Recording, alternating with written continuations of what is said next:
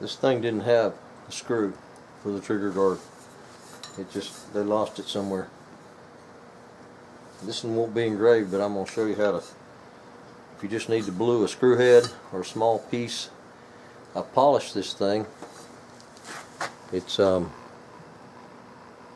put it in a drill and I made an oval head out of it because all gun screws are oval of this period. And I'm going to heat it up.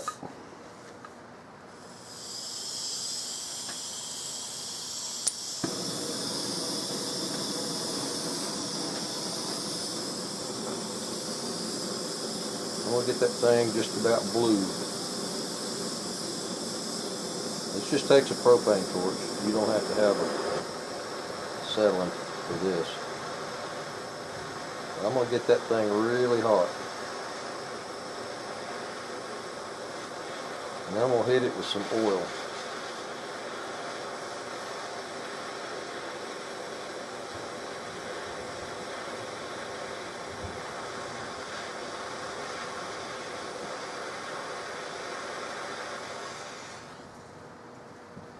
You just put your drop of oil on there or an oily rag.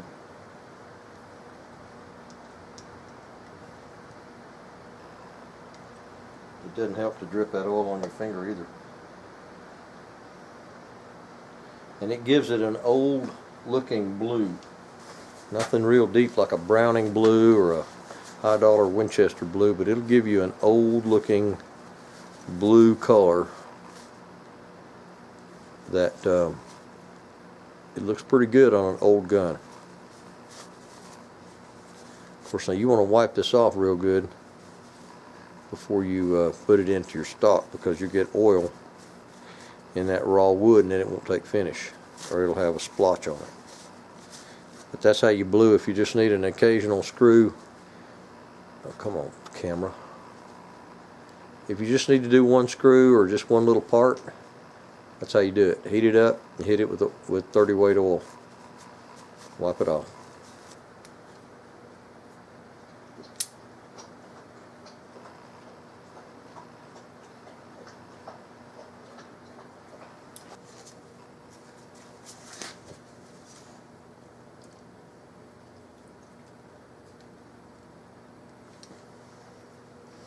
Looks right at home, doesn't it? Now I need to set this deeper just a little bit.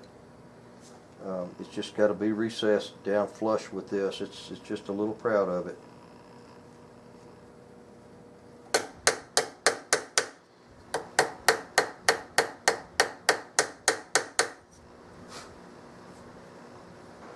Well, I took off the square edges with my bandsaw. You can see it's just full of rough bandsaw marks, but it saves me a lot of time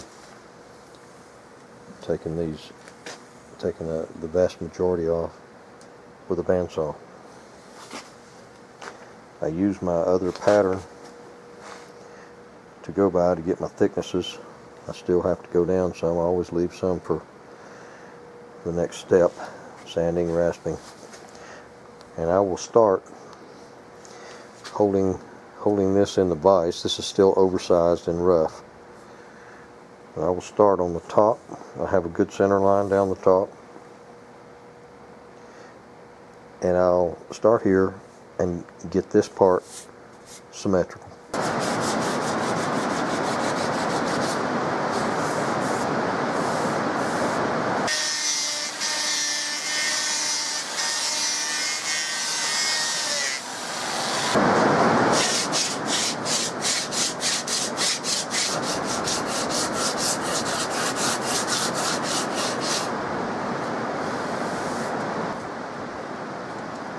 See, when I put that light down here where it is, it washes the light across here, and it accentuates those grinder marks, which is, I need to see them so I can get rid of them.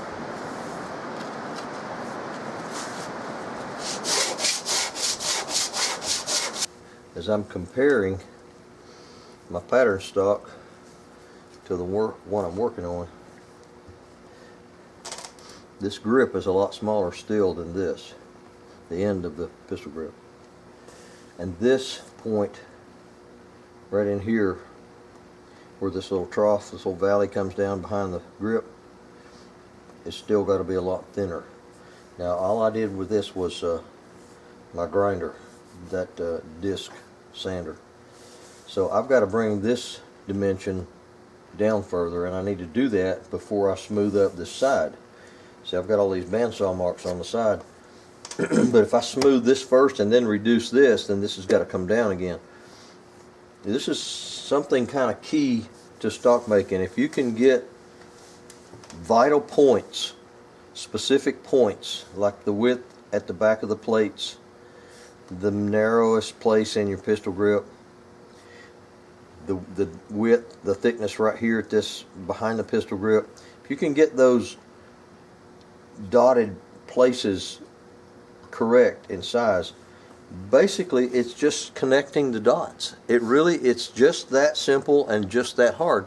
You get the dots right and you just connect the dots. It's like paint by number pictures after that. So I've got to get this dot right. So that's what I'm going to do now, and then I'll work on connecting this dot and this dot. That's pretty much all it is. And this is the dot connector.